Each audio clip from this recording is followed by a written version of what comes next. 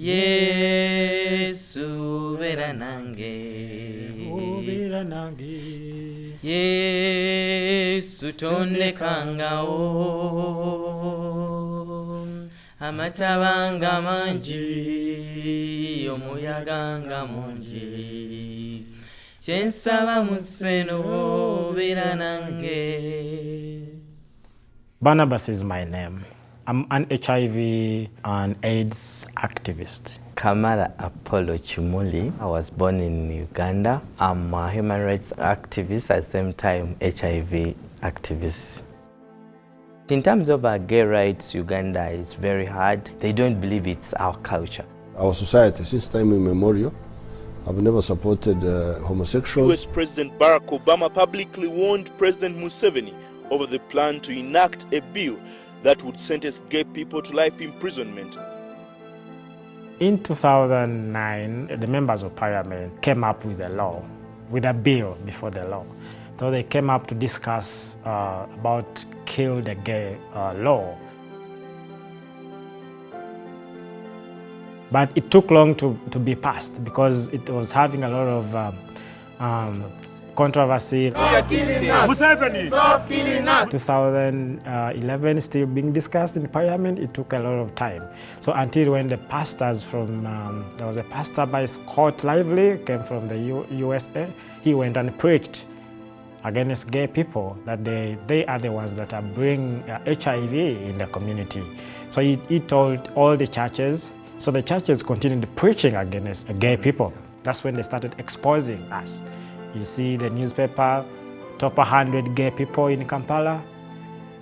The next day you'll see top 200 in Mbale. The next day you'll see top 50 gay lawyers. The next day you'll see doctors, teachers, even schools. So they exposed everyone. They knew where we work, they knew everything that we do. February 2014, that was when the president of the country signed the bill into law. The outsiders cannot dictate to us. This is our country, this is our society. The neighbors were supposed to report you to the police. Parents were supposed to report. If they did not report, they would be also jailed. 2014, that's when so many gays were killed. People used to do mob justice. They just come, they grab you, they kill you, they stone you. So we lost a lot of friends. And that's how we left the country, because of fear of discrimination, fear of being killed. So we had to flee the country.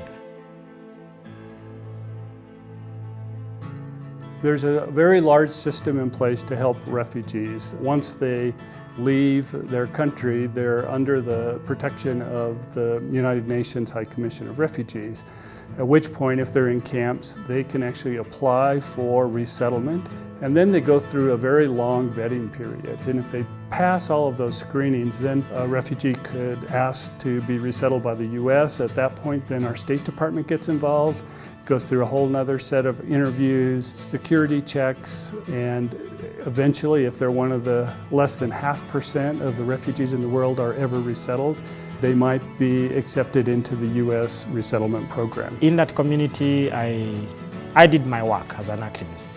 Work with the gay community, the Kenyan gay community, to get medication. We had friends who were positive, who need services. We refer them to the clinics that are gay friendly.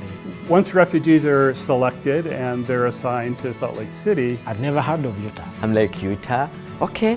I try to check Utah, I realize Utah is good, but Utah is for Mormons. I don't know whether they are gay friendly. For Barnabas and Apollo, we got ready for them to arrive at the airport. We picked them up, made sure we had caseworkers with the right language, and then we started the process of how to navigate the community, how to become employed, all these different things that you would expect people would need to learn while they start their new lives here in Salt Lake City. Situations come and go. I will continue doing my work because I saw this in my family. I lost two siblings to HIV and AIDS. When I saw these two died, I did not sit down. We have to make sure that gays, we have our rights as gay people, and we are safe and we are healthy. Both of us, we can't do it alone. We need your hands. to support these guys, to see that they get services, they get food and everything. That would be our prayer. I want the work to continue in the gay community. Much as I'm here, I still want people in the gay community in Uganda and the LGBT refugees in Kenya so that they also reach to undetectable, stigma-free, zero discrimination.